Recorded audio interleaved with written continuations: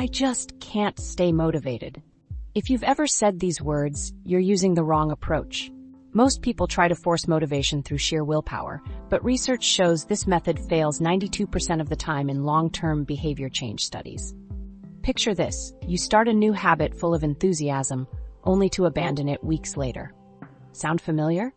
This pattern affects nearly everyone at some point. In this video, I'm sharing the identity-based motivation technique that psychology researchers found creates lasting change. It explains why some people seem naturally motivated while others struggle. And the answer has little to do with discipline or forcing yourself to just do it. The motivation struggle is real. Have you ever started a new project or habit feeling super excited, only to find that excitement completely gone a few weeks later? You know, that moment when you realize you haven't touched your guitar in 3 weeks. Or when you open the fridge and remember that healthy meal plan you were so pumped about last month. Let me paint a picture you might recognize. The exercise bike that now serves as an expensive clothes hanger. The language learning app with the 30-day streak that's now just another forgotten icon on your phone. The half-written novel sitting in a folder on your desktop that you haven't opened since who knows when. This pattern is incredibly common. And I want to be clear about something. This isn't because you're lazy. It's not a character flaw or some personal failing. There's actually a scientific explanation for why your motivation seems to vanish just when you need it most. I talked to Sarah last week about this exact problem. She told me, I start every Monday with these great intentions. By Wednesday, I'm hitting snooze and ordering takeout. By the next Monday, I feel so guilty that I start the whole cycle over again, promising myself this time will be different. This is the emotional reality of the motivation cycle. The initial excitement feels amazing. You're researching, planning, imagining your future success. Then comes the struggle phase. This is where things get hard and that initial excitement fades. Next is the giving up phase, which brings feelings of disappointment and shame. And finally, the restart phase, where you convince yourself that next time will be different. The worst part, each time this cycle repeats, it drains your emotional battery further. You start to believe there's something wrong with you. Why can't you just stick with things? Why do others seem to have endless motivation while yours keeps disappearing? The self-doubt creeps in. Maybe you're just not cut out for this. Tom told me he's been trying to write his book for 3 years. Every time I stop writing for a few weeks, I feel like such a failure, he said. I wonder if I'm just not meant to be a writer. But here's the thing. Tom is wrong. We're all wrong when we blame ourselves.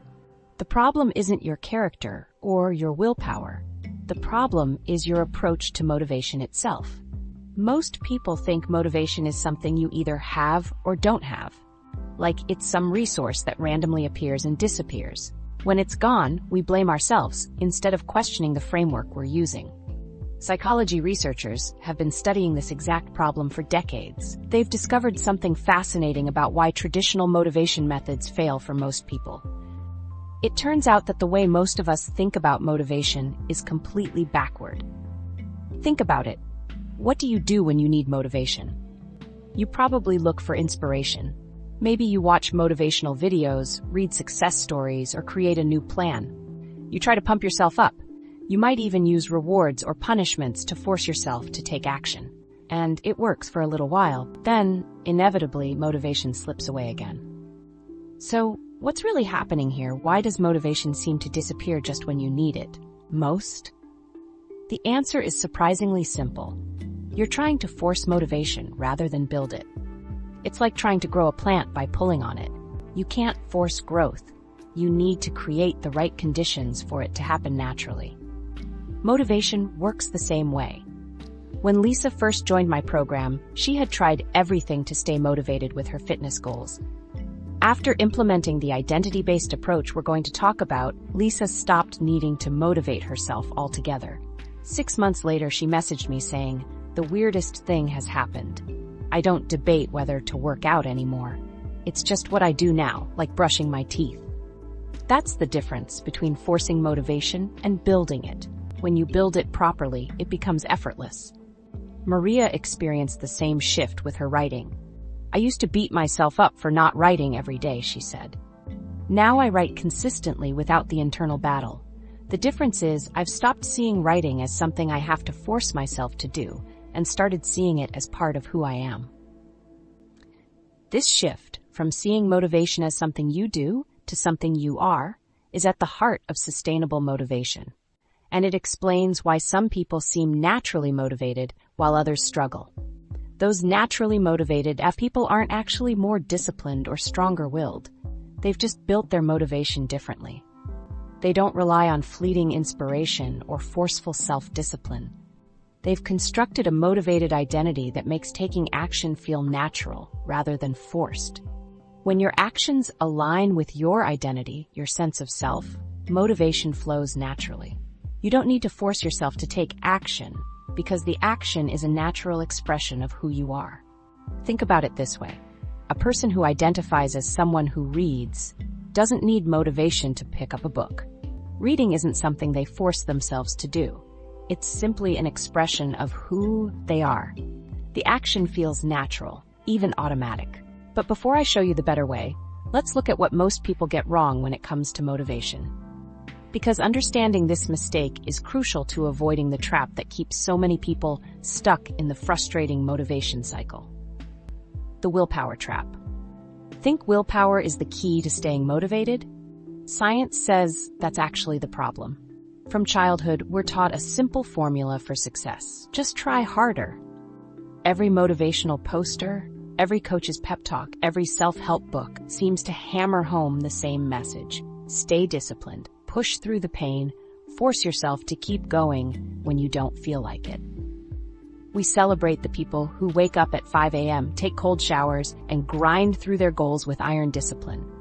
I used to believe this completely. I thought my motivation problems were just willpower problems. If I could just be more disciplined, I'd achieve all my goals.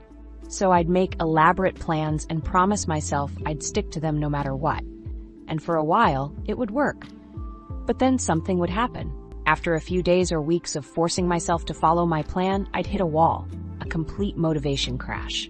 Suddenly, even simple tasks felt impossible. I'd beat myself up thinking I just wasn't trying hard enough. Maybe you've experienced this too.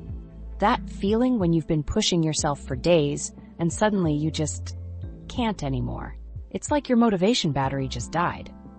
Turns out, there's a scientific explanation for this. Psychologists call it ego depletion. Research shows that willpower works like a muscle that gets tired after exercise. It's a finite resource that gets depleted throughout the day. Each time you force yourself to do something you don't want to do, you're draining your willpower reserves. Every time you resist temptation or make yourself focus when you're distracted, you're using up this limited resource. By the end of the day, your willpower tank is running on empty, like trying to drive a car that's out of gas. A study from the American Psychological Association tracked people trying to achieve long-term goals using willpower alone. The results were shocking. This research found that 92% of participants failed to achieve their goals. Only 8% succeeded when relying on pure willpower. I saw this with Mark, a client who wanted to write a novel. He set a strict schedule, 1,000 words every morning before work. For the first week, he pushed through and met his goal. By week 2, he was struggling. By week 3, he couldn't even open his laptop without feeling a wave of resistance. When we talked about it, he told me, "It feels like I'm fighting myself every morning. Part of me wants to write, but a bigger part just wants to do anything else."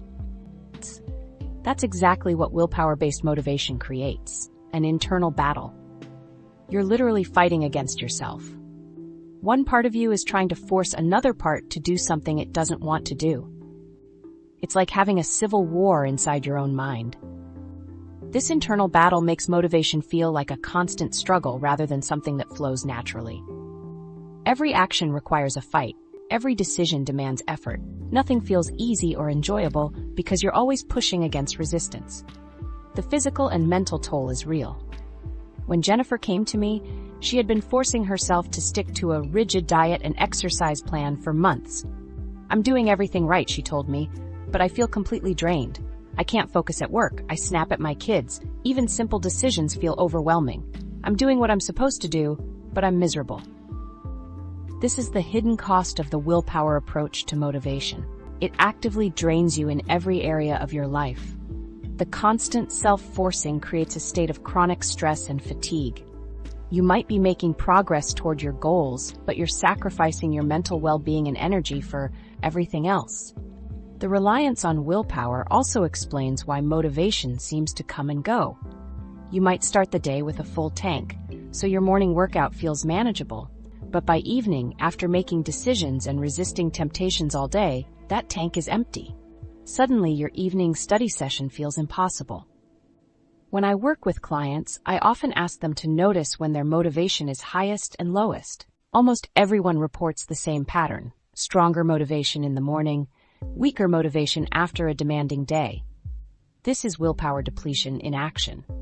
So why do some people seem naturally motivated while others struggle?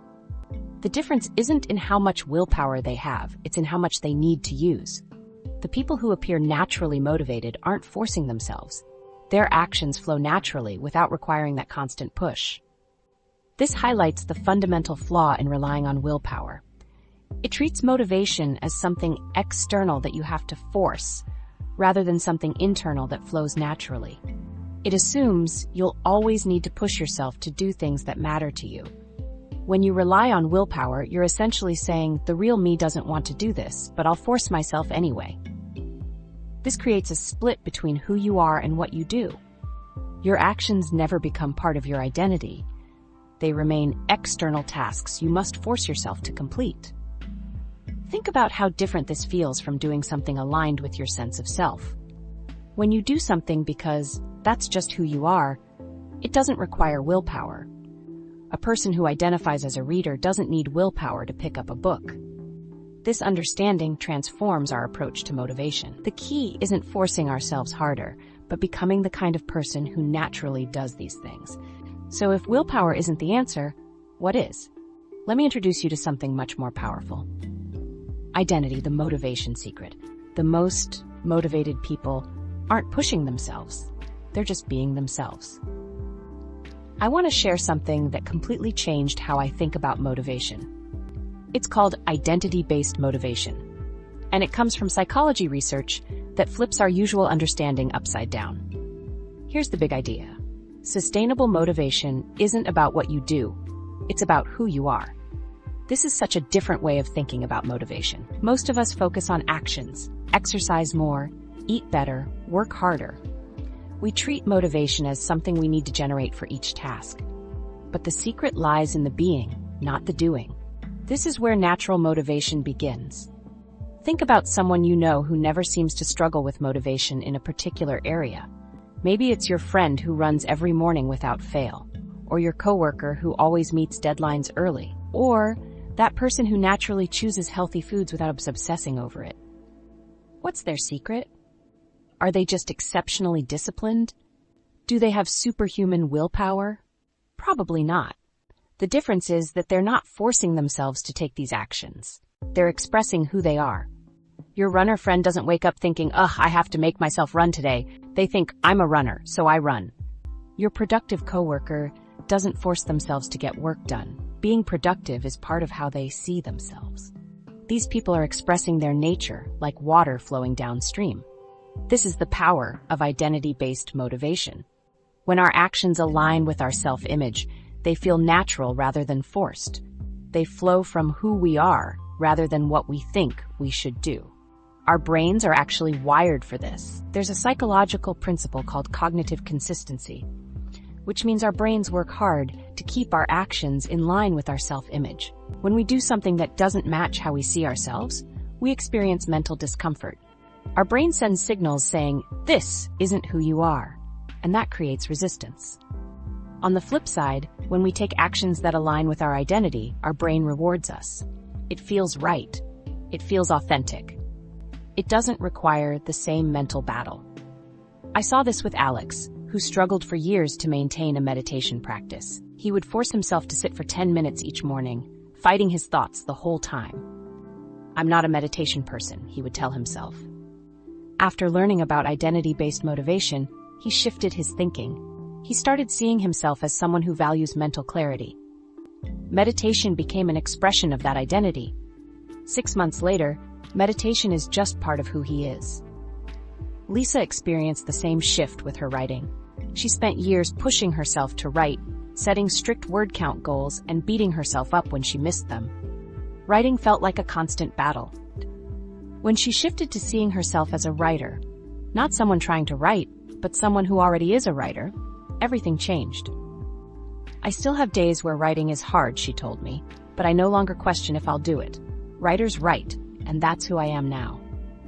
Research shows that actions aligned with our identity require significantly less mental energy than those driven by willpower alone. In one study, participants who viewed a task as expressing their identity performed it for 61% longer before feeling mentally fatigued, compared to those who viewed the same task as something they should do. This directly explains why Alex and Lisa found such dramatic changes in their motivation patterns. This explains why some people seem naturally motivated. They're doing things that express who they already believe themselves to be. Their actions flow from their identity rather than fighting against it. The best part? This approach is accessible to everyone. You can build a motivated identity through intentional practice. Your identity isn't fixed.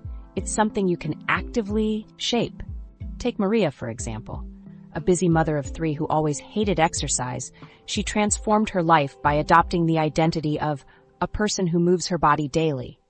Within months, she went from avoiding all physical activity to completing a 10K race. The difference was that I stopped forcing myself to exercise and started seeing movement as part of who I am, she explained with tears in her eyes. Now my kids see me as active, and they're following my example. Think about areas where motivation already comes easily to you. Maybe you never struggle to make time for your kids, or you naturally keep your living space clean. In these areas, the motivated actions align with how you see yourself, as a caring parent or a person who values cleanliness. The key is to apply this same principle to areas where motivation currently feels hard. Instead of forcing yourself to exercise, start seeing yourself as an active person. The shift sounds subtle, but the impact is enormous. Dave struggled with healthy eating for years. His breakthrough came when he stopped trying to force himself to eat healthier and instead started thinking, I'm the kind of person who cares about what goes into my body. This identity shift made healthy choices feel like authentic expressions of who he is. When actions align with identity, they feel natural rather than forced. You're expressing your nature, not fighting it. This explains why willpower fails in the long run. When you rely on willpower, you're essentially saying, the real me doesn't want to do this, but I'll force myself anyway. But when you shift your identity, you're saying, I do this because it's who I am. The conflict disappears. Let's look at what science tells us about why this approach works so much better. The science behind identity-based motivation. Your brain is actually designed to make identity-based motivation work better than willpower. This isn't just my opinion. It's backed by real scientific research that completely changes how we think about motivation. Psychologists like Daphne Oyserman have spent years studying why some people stay motivated while others give up. Their discoveries reveal something remarkable. Your brain processes identity-aligned actions differently than actions forced through willpower. When facing challenges, we react with one of 3 difficulty mindsets. These mindsets determine whether we persist or surrender. First is difficulty as impossibility. This happens when you hit a roadblock and think, this is too hard. You try running, get winded, and decide you're not a runner. Or your fingers hurt while learning guitar and you conclude, I'm not musical. This mindset interprets difficulties as signals to stop. The second is difficulty as improvement. This perspective sees challenges as growth opportunities. When things get tough, you think, this is challenging, but I'll improve if I keep going. You recognize difficulty as part of learning.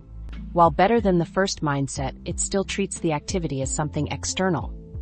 The third mindset transforms motivation. Difficulty as importance. People with this mindset see challenges as confirming their identity. When running gets tough, they think, of course this is hard, that's why it matters. Running is important because I'm a runner. The difficulty reinforces their identity rather than undermining it. This represents a powerful shift. Challenges become opportunities to express who you are rather than obstacles to overcome. The same difficulty feels entirely different. Take James, who struggled writing his novel. Initially, when he hit writing blocks, he'd doubt himself. Maybe I'm not cut out to be a writer. After adopting an identity-based approach, those same blocks became validating. Real writers face these challenges, he told me. Working through them is part of being a writer. The research confirms this approach works. Studies show people with identity-based motivation persist 3 to 4 times longer on difficult tasks compared to those using willpower alone. In one study, participants solving challenging puzzles worked 56% longer when told the puzzle reflected an important aspect of their identity. What exactly makes your brain prefer identity-driven actions? When you rely on willpower, you activate your brain's stress response. Your prefrontal cortex works overtime to override natural impulses, creating mental fatigue and eventual burnout. Identity-based actions trigger something different. Rather than fighting yourself, you're expressing yourself. This activates reward centers in your brain instead of stress centers. You experience dopamine release that reinforces behavior because it feels authentic. Research shows identity-aligned actions activate neural pathways involved in self-expression. These connect to positive emotion and intrinsic motivation, making actions feel rewarding rather than depleting. This explains why willpower eventually depletes, while identity-based motivation can last indefinitely. Your brain isn't designed for constant self-control through force. It is designed to seek consistency with your self-image. Consider Emma's struggle with meditation. For years, she described it as torture. I would force myself to sit still for 10 minutes. I was constantly checking the time. The science of motivation explains what happened next. After shifting her identity to someone valuing mental clarity, those same 10 minutes transformed. Now meditation feels like coming home to myself rather than a chore, she explained. Her brain's reward centers now activate during the very same activity that once triggered stress. Traditional motivation techniques often fail because external rewards send your brain the message that an activity isn't naturally rewarding. This reinforces the disconnect between the activity and your identity. The motivation gap, that disconnect between intentions and actions, closes when identity drives behavior. The question shifts from, do I feel like doing this, to, is this who I am? The first relies on fluctuating emotions. The second draws on your stable sense of self. Carlos experienced this transformation with exercise. I used to debate whether I felt like going to the gym every day, he said. His brain was treating exercise as an external obligation. Then everything changed. Now I don't question it. I'm an active person, so of course I'll move my body today. By seeing exercise as identity expression, his brain rewired to make the activity rewarding rather than depleting. Studies confirm identity-aligned actions activate reward centers rather than stress centers. This makes sustainable motivation possible. When Jessica shifted from "I need to force myself to eat healthier" to "I'm a person who nourishes my body," her whole relationship with food changed. It's not this constant battle anymore. Making choices that support my health feels like an expression of who I am. That's the power of identity-based motivation. It transforms the equation. Actions that once required massive willpower start to feel like authentic expressions of yourself. The resistance disappears because you're no longer fighting against your nature. Small actions, now let's get big practical. Identity shifts. How do you actually build this motivated identity? Your identity isn't built through big changes, but through tiny, consistent actions. Most people think building a new identity requires some massive transformation. They believe they need to completely overhaul their life, make huge changes, or wait for some life-changing moment. I used to think this way too. I'd make these grand plans. I'm going to work out for an hour every day. I'm going to write 2,000 words daily. I'm going to completely transform my diet overnight. And each time, I'd fail. These big changes felt exciting at first, but they weren't sustainable. I couldn't maintain that level of change, and I'd end up right back where I started, feeling worse than before. What I didn't understand then, and what research now clearly shows, is that your identity is shaped through small, consistent actions that you repeat over time. Think about it this way. You don't become a reader by reading one 500-page book. You become a reader by reading a few pages every day. You don't become a runner by running a marathon once. You become a runner by putting on your shoes and getting outside regularly, even if it's just for 10 minutes. This is actually backed by self-perception theory in psychology. Your brain constantly observes your actions and draws conclusions about who you are. When you brush your teeth every morning without thinking, your brain registers, "I'm a person who values dental hygiene." Similarly, when you meditate daily, your brain thinks, "I'm becoming someone who meditates." I saw this with Miguel, who wanted to become more physically active but hated exercise. Instead of forcing himself into an intense gym routine, he started with just a 2-minute workout every morning. It felt almost silly at first, he told me, his voice tinged with embarrassment. Standing in my bedroom doing a few basic movements while still half asleep. That small action, one that seemed too trivial to matter, transformed his entire relationship with activity. After a few weeks, Miguel found himself naturally choosing the stairs instead of the elevator. He'd catch himself suggesting a walk during lunch breaks. His body would feel restless after sitting too long. Not because he was forcing himself, but because those choices aligned with his emerging identity as an active person. The power of small actions is their sustainability. You can do them even when tired, busy, or unmotivated. Each completed small action casts a vote for your new identity. Research shows that tiny, consistent actions are 5 times more effective at building identity than occasional big efforts.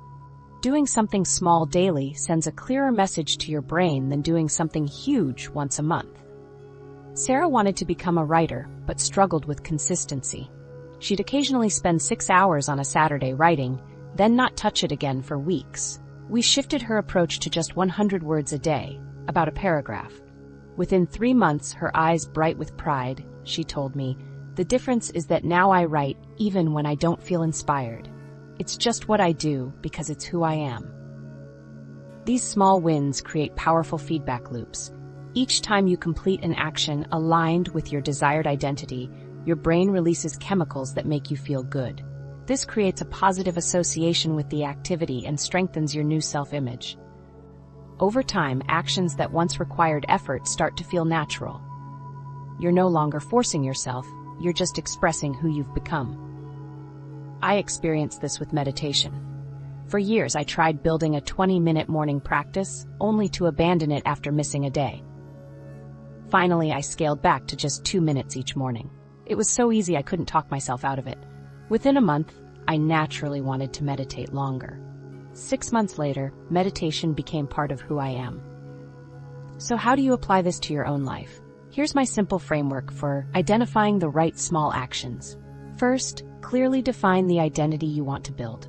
Instead of "I want to get in shape," think "I want to become an active person." Second, ask yourself, what would a person with this identity do regularly? A writer writes. An active person moves their body. A reader reads books. Third, make the action so small you can't say no. 1 page per day for a reader, 1 minute for a meditator, 1 small space cleaned daily for someone organized. The key is consistency over intensity. Reading 1 page every day trumps reading 100 pages once a month. Mark wanted to become more organized. Instead of completely overhauling his workspace, which had failed before, he started clearing just 1 small area of his desk each day, a task taking less than 60 seconds. Within weeks, his eyes scanning his tidy workspace with satisfaction, he found himself naturally maintaining order throughout the day. "I don't have to force myself anymore," he explained. "Being organized has become part of who I am." This approach works because its simplicity makes it sustainable. The consistency builds identity through positive feedback loops that gradually shift how you see yourself at a fundamental level. But there's a specific way to approach these small actions. Consistency beats intensity, which builds more motivation, working out for 3 hours once or 10 minutes every day. The answer might surprise you. Our culture loves stories of dramatic transformation. We celebrate the person who lost 50 pounds in 3 months, or the entrepreneur who built a $1 million business through 18-hour workdays. We're drawn to these intense, all-out efforts because they seem heroic and inspiring. But when researchers study what actually works for lasting motivation, they've found something completely different. It turns out consistency beats intensity every single time. I used to be a total intensity junkie. I'd get excited about a new goal and go all in. I'd work out for 2 hours, write for 6 hours straight, or completely overhaul my diet overnight. And it would feel amazing for about a week. Then I'd burn out, get discouraged, and quit. Maybe you've experienced this too. What I didn't understand then was that our brains aren't wired for intensity, they're wired for consistency. When you do something repeatedly, even if it's small, your brain physically changes. New neural pathways form, making that behavior easier and more automatic over time. Think about learning to drive. At first, it required all your focus and mental energy, but now you can drive while having a conversation or thinking about your day. That's because those neural pathways have become so well established that driving doesn't require conscious effort anymore. The same principle applies to any motivated behavior.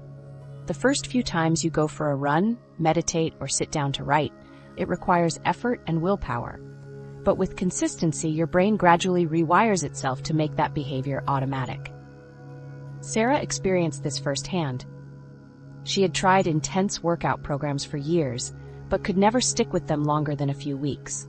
When she switched to just 10 minutes of movement every day, something interesting happened. At first it felt too easy, she told me. But after a month, I noticed I wasn't debating whether to exercise anymore. I just did it automatically, like brushing my teeth. And strangely enough, I often found myself wanting to do more. This is the key difference between intensity and consistency. Intensity relies on willpower, which is limited. Consistency builds identity, which generates motivation naturally. Research supports this. One study followed people establishing new habits over 12 months. The group focusing on daily small actions had a success rate 3 times higher than those attempting periodic intense efforts. Even more compelling, the consistent group achieved better overall results despite each individual action being smaller. Why does consistency work better? Each time you take an action aligned with your desired identity, you're voting for the person you want to become. These votes accumulate over time, gradually shifting how you see yourself. Daily consistent action gives you 365 votes for your new identity in a year, while intense sessions every 2 weeks provide just 26 votes. The math clearly shows which approach builds a stronger identity. Intensity also creates what psychologists call a what the hell effect. Miss one intense workout, and it feels like such a big failure that you abandon your plan entirely. With small, consistent actions, missing one day has less emotional impact, making it easier to get back on track. Tom wanted to become a writer and tried writing for 4 hours every Saturday, but frequently missed weeks. When he switched to just 15 minutes every morning, everything changed. Now I actually feel like a real writer, he told me. The daily practice transformed my identity more than sporadic intense sessions ever did. That's the power of consistency. It changes who you believe you are, and once your identity shifts, motivation becomes automatic. Consistency is like a small ember that you tend daily. It may not look impressive at first, but given time, it grows into a steady flame that burns far longer than the brief explosion of intensity. Another problem with intensity is burnout. When you push yourself to extremes, you activate your body's stress response. This might work short-term, but over time, it depletes your resources. Consistency, however, allows for recovery and adaptation. Your brain and body have time to adjust to the new behavior, making it sustainable long-term. In practical terms, focus on what I call your minimum viable action, the smallest version of a behavior that still counts toward your goal. Instead of I'll work out for an hour, it's I'll do 10 push-ups. Instead of I'll write 2,000 words, it's I'll write 1 paragraph. For Maria, who wanted to become more organized, her minimum viable action was cleaning just 1 surface in her home each day. After 2 months, my whole relationship with organization has changed. I actually enjoy keeping things tidy now because it feels like an expression of who I am. When you set this low minimum, you'll often find yourself doing more. But the magic happens because the minimum is so achievable that consistency becomes possible. To make this approach work, track your consistency with a simple system like marking each successful day on a calendar. Making your consistency visible helps you see your identity taking shape day by day. So, what's the real difference between intensity and consistency in building motivation? Consistency builds identity, while intensity depletes willpower. Intensity feels productive momentarily, but rarely leads to lasting change. Consistency compounds into powerful transformation over time. Now, let's talk about how to make these consistent actions stick with a powerful tracking method. The win tracking method. There's a simple tracking technique that makes your brain crave motivated action, and it takes just seconds a day. Have you ever noticed how good it feels to check something off your to-do list? That little rush of satisfaction is actually your brain releasing chemicals that make you feel good. And we can use this natural brain response to build our motivated identity. I call this the win tracking method, and it's probably the simplest yet most powerful tool I've found for building motivation that lasts. The basic idea is to track the small actions you take that align with your desired identity. Not the outcomes, but the actions themselves. This is where most people go wrong. They track the wrong things. If you want to get in shape, you might track your weight. If you want to build wealth, you might check your bank balance. If you want to become a writer, you might count how many words you've written, but there's a problem with tracking outcomes. They don't always show progress right away. You might eat healthy for a week and not see the scale move. You might save money for a month and have an unexpected expense wipe out your progress. You might write consistently but still have a long way to go on your book. When we focus on outcomes, we're setting ourselves up for disappointment, and that disappointment weakens our motivated identity rather than strengthening it. Instead, what if you tracked the actions that express your desired identity? If you want to be a healthy person, track each time you choose a nutritious meal. If you want to be financially savvy, track each time you make a smart money decision. If you want to be a writer, track each day you write, even if it's just for 5 minutes. Here's why this works so well. Each time you record a win, your brain releases dopamine. This is a neurotransmitter associated with pleasure and reward. It creates a positive feeling that makes you want to repeat the action. Over time, this builds a powerful association between the action and feeling good. This process creates a positive feedback loop in your brain. The more you track these small wins, the more your brain craves the actions that lead to them. What once required willpower gradually becomes something you actually want to do. Jason told me about his experience with this method. I've tried getting in shape so many times, and I always focused on the scale, he said. This time, I just tracked each day I did any kind of physical activity, even if it was just a 5-minute walk. After a few weeks, I noticed something weird. I actually looked forward to moving my body. It wasn't a chore anymore. The win tracking method follows 3 simple steps.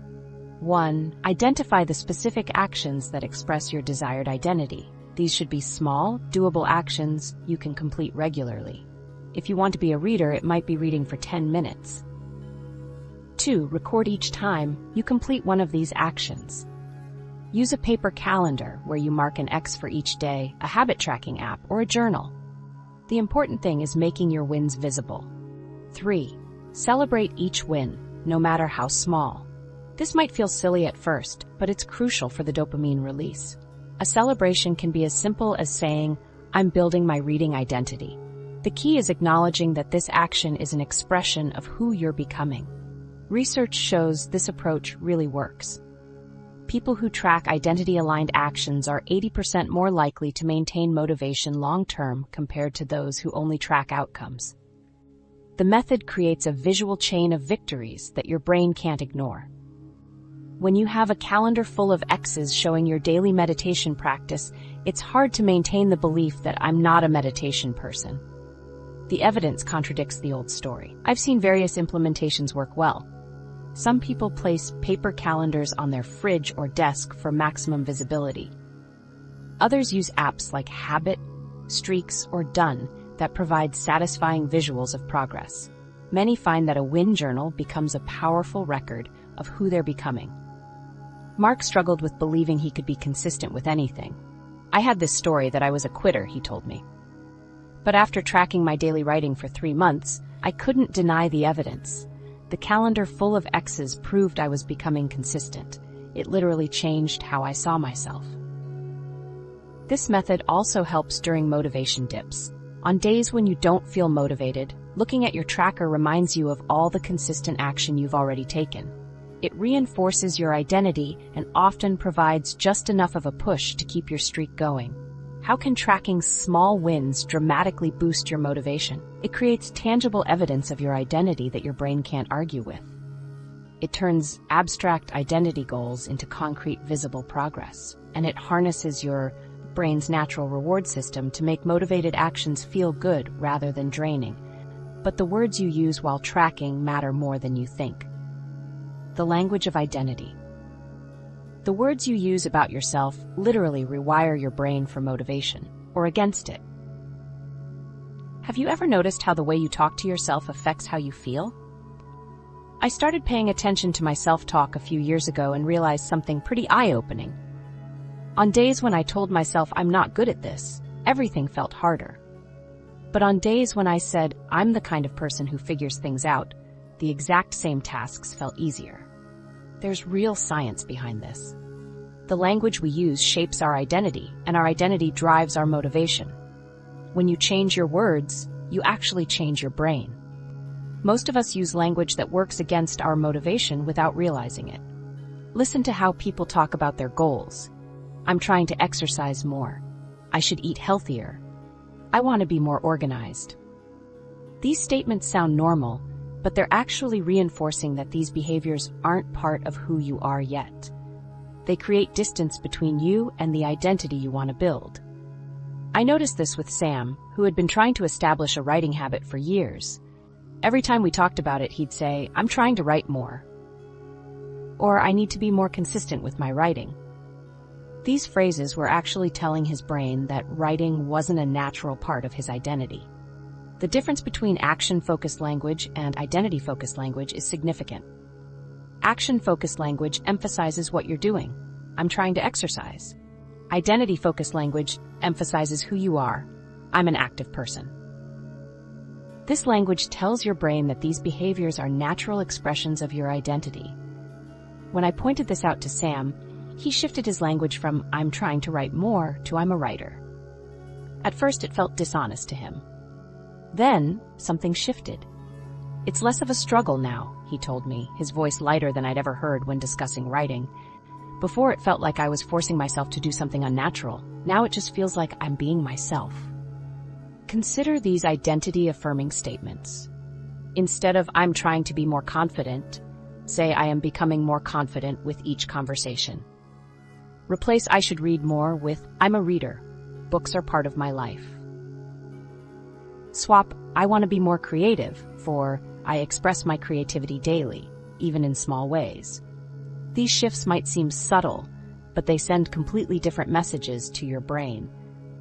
Studies show that people who use identity-focused language show 70% higher persistence in difficult tasks compared to those using action-focused language. When you tell yourself "I am" rather than "I'm trying to be," you activate different neural pathways. Maria experienced this transformation when building a meditation practice. For months, she told herself, "I need to meditate more," and struggled constantly.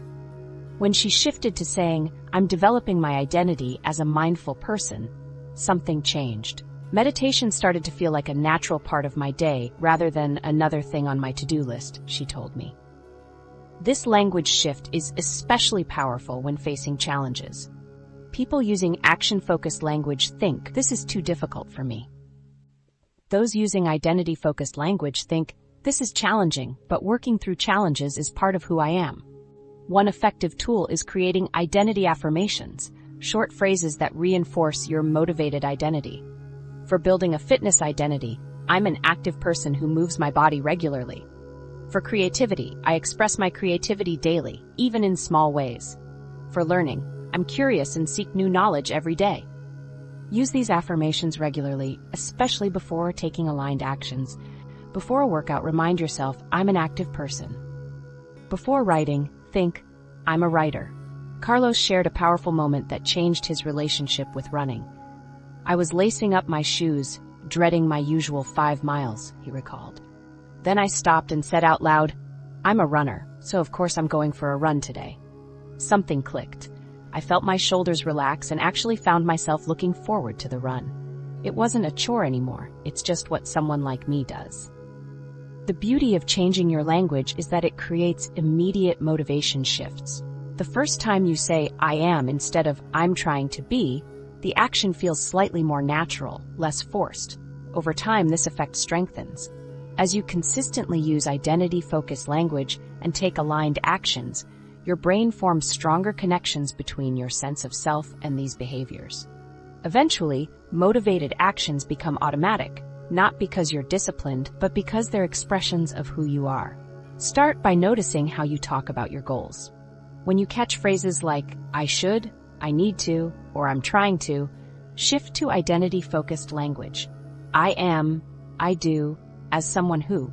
This language shift transforms your relationship with motivation. Instead of fighting yourself, you align your words, identity, and actions. Motivation becomes less about forcing yourself and more about expressing who you truly are. But there's another factor that might be sabotaging your motivation. The shocking truth, your motivation is more about your environment than your personal discipline. I used to think motivation was all about willpower. If I couldn't stick with something, it was because I wasn't trying hard enough. But then I noticed something weird. Whenever I visited my friend James, I'd suddenly feel like working on my projects. At home, I'd struggle to focus for 30 minutes, but at his place, I'd happily work for hours. What was going on? Our environment shapes our motivation profoundly. The quiet hum of activity, the gentle light filtering through windows, even the subtle scent of coffee in a workspace. These elements affect who we believe we are and what actions feel natural. We usually blame ourselves when motivation disappears. I'm just lazy. I don't have enough discipline. I need to try harder. But what if the real problem isn't you but your surroundings? I saw this with Emma, who struggled for years to establish a consistent workout routine. She tried everything, new programs, workout buddies, even hiring a trainer. Nothing stuck. When we looked closer at her environment, we discovered the issue. Her apartment constantly filled with the aroma of takeout food, the soft glow of the TV beckoning each evening. Her roommates' habits created an invisible barrier to her fitness goals, making exercise feel like swimming against a current. This happens because we're hardwired to mirror the people around us. Studies show we unconsciously adopt the identities, habits, and motivation levels of the 5 people we spend the most time with. Your brain constantly picks up cues from others about what's normal and what kind of person you should be. Think about your 5 closest friends or family members. How do they approach their goals? Do they talk about dreams but never take action? Do they stick with things or quit when it gets hard? Their patterns likely appear in your life too. When Alex started hanging out with a group of friends who ran regularly, something transformed. He initially joined just for social connection, the easy laughter after work, the camaraderie over weekend brunches. But after a few months, he found himself thinking about running. Soon he bought running shoes, and within 6 months, he was running 3 times a week. The rhythmic pounding of feet on pavement became part of his identity, shaped by his social circle. Your physical space matters equally. Environment design can increase motivated behavior by up to 300% without requiring extra willpower. Friction. Anything that makes a behavior harder to do works like trying to run with weights tied to your ankles. Even small environmental barriers completely block motivation. I experienced this with my reading habit. For years, I kept saying I wanted to read more, but never did. Then I made one simple change. I put a book on my pillow each morning. Having to move the book when I went to bed meant I'd at least look at it. This tiny reduction in friction led to me reading almost every night, the weight of the book in my hands becoming a comforting evening ritual. You can design your environment to support your motivated identity. If you want to be a writer, create a dedicated writing space where your desk feels inviting, perhaps near a window with natural light that energizes your creativity. If you want to be more active, keep your workout clothes visible and ready. If you want to eat healthier, put fruits and vegetables at eye level in your fridge, their vibrant colors calling to you each time you open the door. Your social environment might need adjusting too. This doesn't mean abandoning friends, but being intentional about who you spend time with. Can you connect more often with people who embody the identity you want to build? Maria wanted to become more creative but found herself stuck. When she joined a weekly art group, everything changed. Being around people who saw themselves as creative made it easier for me to see myself that way too, she told me, her eyes bright with newfound confidence. The sound of pencils scratching on paper, the shared excitement when someone tried a new technique, it all made creativity feel like home. Now I don't question if I'm creative enough, I just create because that's what we do. The physical spaces you inhabit send powerful signals about who you are. Look around your current space. What identity does it support? Is it aligned with who you want to become? Tyler wanted to become more mindful but struggled to remember to meditate. He created a small meditation corner in his bedroom with a cushion and a candle. Just seeing this space each morning, the cushion waiting patiently, the soft scent of the unlit candle, it all reminded me of my commitment to mindfulness, he explained. Within weeks, sitting there for a few minutes each day became automatic. Your environment secretly influences your motivation. By intentionally designing your social and physical spaces to support your desired identity, you can make motivation feel effortless. This means making strategic changes that reduce friction for desired behaviors and create spaces that welcome your ideal self. But what happens when motivation inevitably dips? Let me show you how to handle that. The 2-day rule. Handling motivation dips. Even the most motivated people have off days.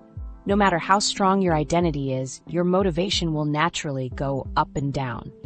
This is something I had to learn the hard way. I remember when I first started running. I built this identity as a runner, and for a few weeks, everything was great. I was getting out there consistently, feeling good about myself. Then one morning, I just didn't feel like running. At all. The thought of putting on my shoes felt impossible. So I didn't run that day. Then I didn't run the next day either, or the next. Before I knew it, 2 weeks had passed and I was back to thinking, I guess I'm not really a runner after all. This is where most motivation strategies fall apart. They don't account for these natural ups and downs. They assume you'll feel motivated all the time, or that you just need to push through when you don't feel like it. But that's not how our brains actually work. The 2-day rule is a simple solution. Never miss your identity-aligned actions for more than 2 days in a row. 1 day off is fine. 2 days off in a row serves as your warning sign. 3 days off is where temporary dips transform into permanent crashes. I learned this from Michael, who's been working out consistently for over 15 years. I used to think I needed to exercise every single day to maintain my identity as an active person, he told me, but that approach led to burnout. Now I follow the 2-day rule. If I miss a day, no big deal. If I miss 2 days, that's my signal that I need to do something on day 3, no matter what.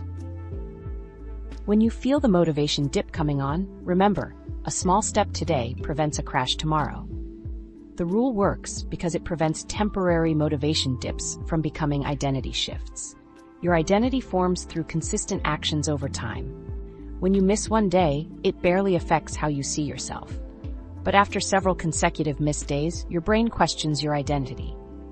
Am I really a writer if I haven't written in a week? Am I really committed to healthy eating if I've been ordering takeout for 5 days straight? These doubts about your identity further decrease motivation. Studies show a psychological difference between a single miss and a streak break in habit formation. Missing once has minimal impact on habit development, but breaking a streak by missing multiple days can set you back significantly. One study found that missing 3 or more consecutive days reduced the chance of establishing a habit by over 30%. Sarah experienced this while building a meditation practice. I used to have an all-or-nothing approach. She said, if I missed a day, I'd feel like I failed and often give up entirely. Now with the 2-day rule, I don't beat myself up. I just make sure I don't miss the next day too. The relief in her voice was palpable. she finally had a system that accommodated real life. When motivation dips, but you need to maintain your streak, use a minimum viable action. Ask yourself, what's the smallest version of this behavior that still counts? If you normally run 3 miles, but don't feel like running, your minimum viable action might be walking around the block. If you're building a writing habit, it could be writing just 1 paragraph instead of 3 pages. These minimum actions still count toward maintaining your identity. You're still a runner if you walk for 5 minutes. You're still a writer if you write 2 sentences. Alex applies this with his guitar practice. I commit to playing guitar daily. But some days I lack motivation for a full session, he told me. On those days, I just play for 5 minutes. Sometimes that's all I do, but often once I start, I end up playing longer. Either way, I've maintained my identity as a guitarist. This approach creates sustainable, long-term motivation. You build in flexibility that accounts for the natural ebbs and flows of motivation, rather than falling into all-or-nothing thinking. Rachel discovered this empowerment when building her writing habit. During a motivation dip 2 months in, she applied the 2-day rule. Instead of abandoning writing until inspiration returned, I wrote something, even just a paragraph, at least every 3rd day. That kept my writer identity intact until my motivation naturally returned a week later. The 2-day rule takes the pressure off. You don't need perfect consistency or constant motivation. You simply prevent long streaks of inaction that might shift your identity in the wrong direction. So next time you're not feeling motivated, remember, it's completely normal. Don't beat yourself up. Just make sure you don't go more than 2 days without taking some action, however small, that aligns with your desired identity. Let's pull everything together into a simple action plan you can start today. Your 7-day motivated identity plan. Let's take everything we've talked about and put it into action. I want to give you a simple 7-day plan that builds your motivated identity step by step. This isn't about changing your entire life overnight. That never works. It's about making targeted changes that create real results fast. Most people try to transform everything at once. They decide to work out every day, completely change their diet, wake up at 5 a.m., and start a side business all at the same time. That approach almost always fails. It's simply too much change at once. This 7-day plan focuses on one thing at a time, building each element of your motivated identity day by day. By the end of the week, you'll have a complete system that makes motivation feel natural rather than forced. Here's what you'll do each day. Day 1, identity reflection, 15 minutes. Define who you want to become, not just what you want to do. Example, I am an active person, instead of, I want to exercise more. Like planting a seed, Sarah defined herself as a person who expresses creativity daily, rather than just having a vague goal about creativity. Day 2. Select small actions. Choose one tiny action, under 5 minutes, that expresses your new identity. For a reading identity, reading 1 page. For fitness, a 5-minute walk. Think of it as lighting a small match that will eventually build a fire. Mike chose watching just 1 educational video daily to build his learning identity. It seemed too easy, he told me, but that's why it worked. Day 3. Adjust your environment. Make one physical change to your space that supports your identity. Make one social environment change that reinforces who you're becoming. Like a gardener preparing soil, Lisa created a meditation corner in her bedroom and joined a text group where friends check in after meditating, making her practice more consistent. Day 4. Shift your language. Identify 3 phrases you commonly use that undermine your identity. Replace them with identity-affirming alternatives. Words shape reality. Carlos replaced, I need to get more organized with, I'm a productive person who values organization, making organizing feel like an expression of his identity. Day 5. Create your tracking system. Establish a simple way to track your daily identity-aligned actions. Could be X's on a calendar or a habit tracking app. Like creating a map of your journey, Rachel set up a small calendar by her desk to track daily writing. Seeing those X's add up was so satisfying, she said. After a week, I already had visible proof. Day 6. Define your minimum viable action. Determine the smallest version of your behavior that still counts. This becomes your backup plan for low motivation days. It's your safety net. Alex was building a musical identity with 30-minute practice sessions, but his minimum was playing just one song. Having this minimum made it so I never broke my streak, he explained. Day 7. Review and plan next steps. Reflect on what worked well and what needs adjustment. Set up week 2, possibly adding a second small identity action. This is your navigation check. Jana celebrated her 5 meditation days and adjusted her plan. I realized morning meditation worked better than evening, so I adjusted my schedule and added taking 3 mindful breaths before each meal. What makes this plan effective is its step-by-step approach to building your motivated identity system. Each day addresses a different element, from defining your identity to preparing for motivation dips. The plan works for any motivation goal: fitness, creativity, productivity, or mindfulness. It addresses both psychological aspects, identity and language, and practical elements, actions and environment. People experience noticeable changes within just 1 week. Their identity-aligned actions feel more natural and require less willpower.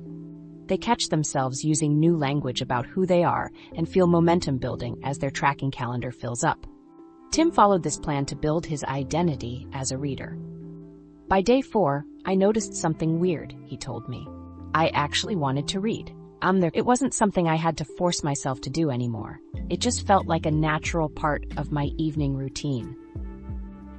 This 7-day plan works because it builds each element of your motivated identity systematically. Instead of forcing massive change through willpower, it creates conditions for motivation to flow naturally, transforming motivation from something you generate into something that expresses who you truly are. Let's wrap up with the most important takeaway from everything we've covered. Motivation isn't something you find or force. It's someone you become. When you build your identity through small actions, the right words, and a supportive environment, you transform motivation from a struggle into something natural. Your next step is simple. Choose one small action aligned with your motivated identity. Perhaps reading 1 page, walking briefly, or writing a paragraph. Consistency will shift your self-perception. Like James, who went from avoiding books to reading daily, building his identity as a lifelong learner. His transformation started with just 5 minutes each morning. What motivated identity are you building? Share below. Let's grow together.